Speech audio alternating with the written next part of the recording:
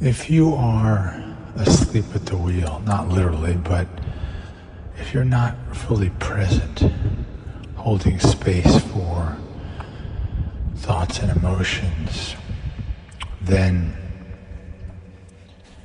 you can find that you begin to identify as the author, but paradoxically also, you're not fully paying attention to them. And then they start reacting to each other, trying to agree or disagree or suppress. And it's all an automated process, which I believe is caused by not being fully present. And so the phrase is, hold on, I wasn't fully present, okay, let's proceed. And in that, and what I didn't emphasize in the earlier talk, is you're saying that the other thought, that the thought you were having, is welcome to come back and continue. Most welcome, just as any other thought. One that agrees, disagrees, suppresses, or wants to suppress, they're all welcome. You just are recognizing you weren't holding space. In a sense, we can link this to yang, excess yang, the trial in Call, Trial, Return, Bardo. With double yang, summer, day, noon, there's such intensity of thought that you're not actually there for it, which leads to attachment, agenda.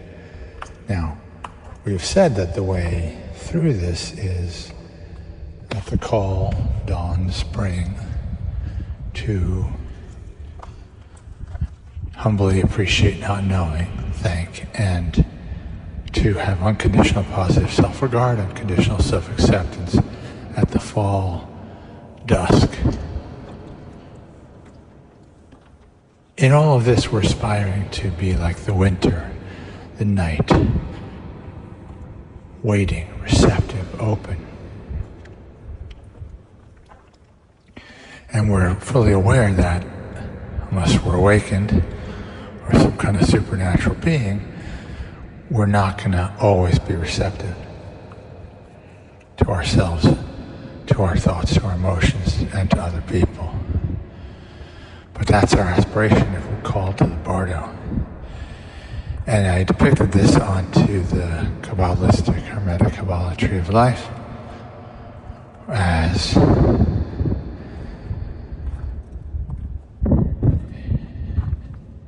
instead of starting at Sphere 6, going down to Sphere 9 with Call, Trial, seeing the manifestation as return, and then the formlessness, Sphere 1 as the Bardo, we are going in reverse. We're starting at Sphere 6, balance, beauty, but we're heading upwards, so we're called to the Bardo. We're heading directly to Sphere 1, unity. And when you say, hold on, I wasn't paying attention, now I'm here, what's the thought? It's essentially being that divine receptive aspect, holding space for whatever is going to rise, being pure yin. So we're reversing Call, Trial, Return, Bardo, to be called to the Bardo. But then we're willing to return to the trial. So manifestation, Sphere 10 is still associated with return, and Sphere 9 is still associated with trial. We're just coming at it from the Bardo, prior to the return and the trial. So we're returning to the trial, not returning to the Bardo. If you're returning to the Bardo after being called to the trial, you're going to be afraid. Mystery, you're going to be afraid of the unknown, so you're not going to humbly appreciate not knowing, and you may have issues with unconditional positive self-regard. But if you're called to the Bardo, purely receptive, then issues about not knowing and issues about positive self-regard aren't really coming into the equation because you're just holding space. So when you say, hold on, to your thought. Hold on, what was I just thinking? What was just coming up? Okay, I wasn't ready, I wasn't present. Now here I am. What is it? You're not resisting it, but you're also walking with something new. You're not grasping to have control. So the yang impulse is the grasping to have control. Initially, just to stop the thought stream in midstream. But then the yin aspect is appreciating that. You can just hold space.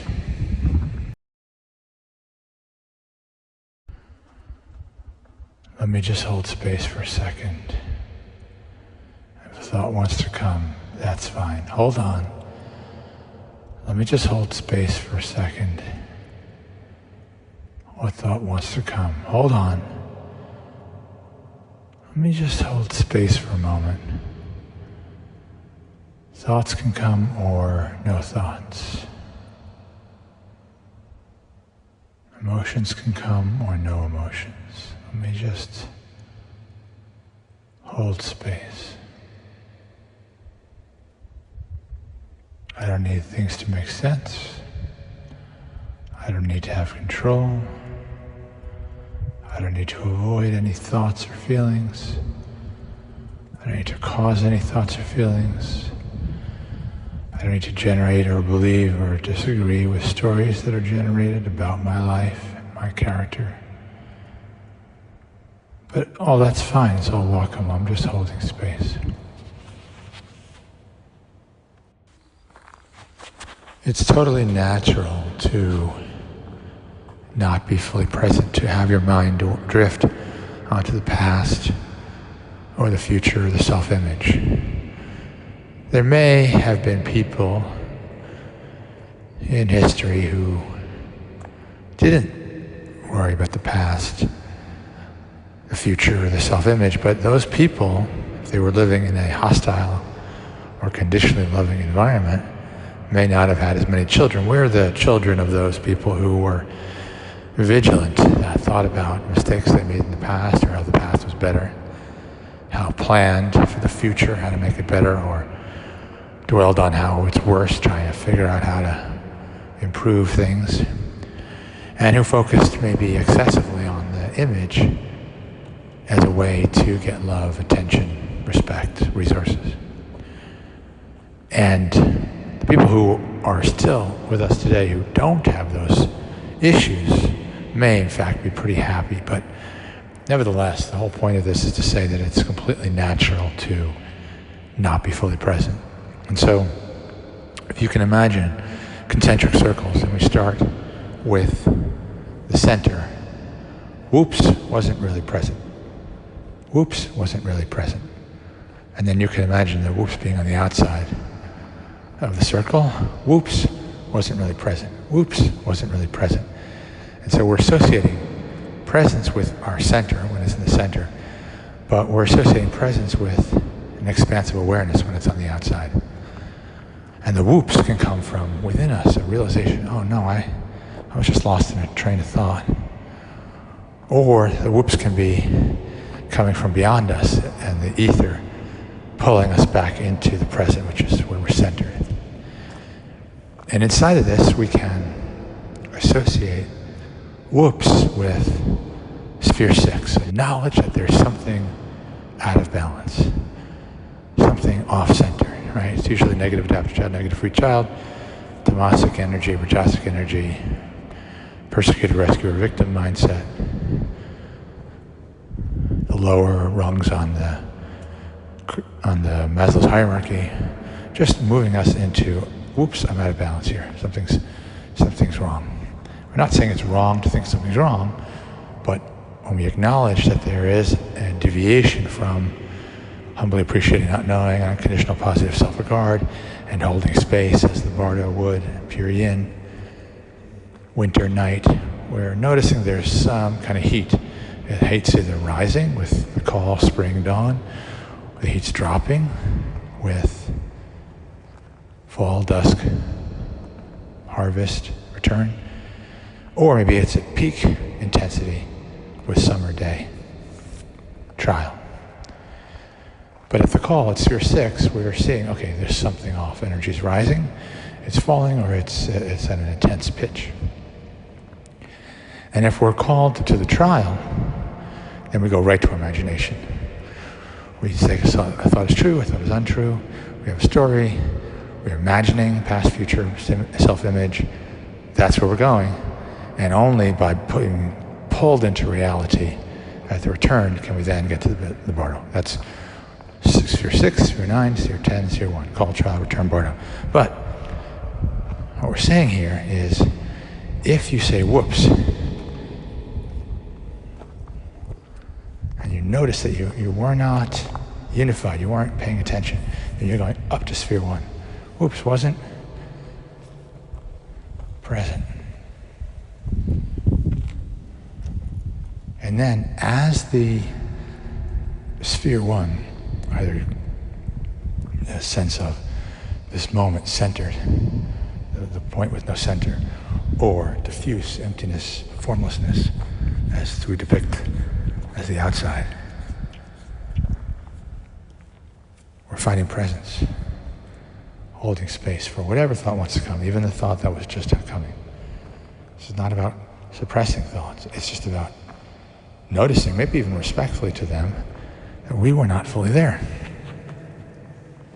And then ready for it to return, but now we're present for that return. So in a sense, the thought should thank us, because before it was just running and nobody was home. And it was running because no one was home. Now here we are, fully attentive, able to pay attention to that thought or any other thought that wants to come. And that is why I believe we're here, and that is what is encapsulated by being called to the Bardo.